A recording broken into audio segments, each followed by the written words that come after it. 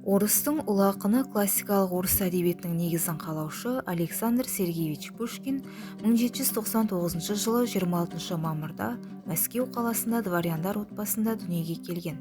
Бала кезінде Александр жайбасарлығымен және үндемейтін мінезімен анасын қажытатын. Әке-шешелері күтушілері балалармен өзара тек француз тілінде ғана түсінісетін болғандықтан, олар әбден француз тілінде сөйлесуге үйреніп кеткен еді. Ал Пушкиннің бойына орыс тіліне деген сүйіспеншілікті әжесі Мария Алексеевна Ганнибал дарытқан. Отбасыларының өткен-кеткен тарихынан да әжесі хабардар болған.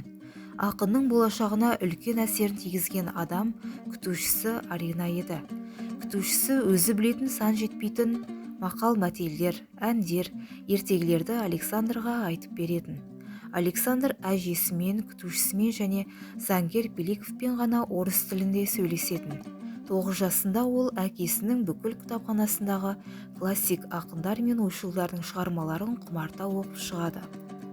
Жас кезінен кітап оқуға деген құмарлығы, үй ішінің әдебиетке деген ерекше көзқарасы жас Александрды шығармашылық жолға алып келді.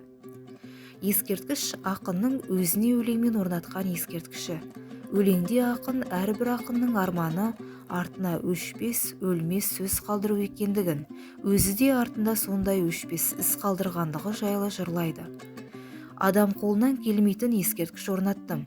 Бұл ескерткішім тіпті Александр мұнарасынан да биік, асқақтап тұр. Бұл өлеңмен орнатылған ескерткіш. Сондықтан да менің жаным өлмейді, тәнім де шірімейді. Халқым мені әр күні ардақтап есіне алады.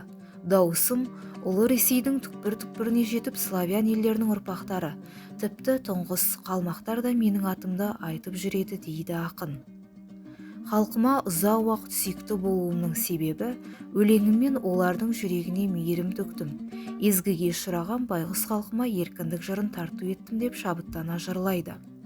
Уа муза, құлағың сал, сөзіме бақ деп ақын шабытын шақыра отырып, өзі өмір сүрген дәуірдегі жәбірлеу, атаққұмарлық, мақтан, жала жабу сияқты қайшылықтардан аулақ болуға үндейді.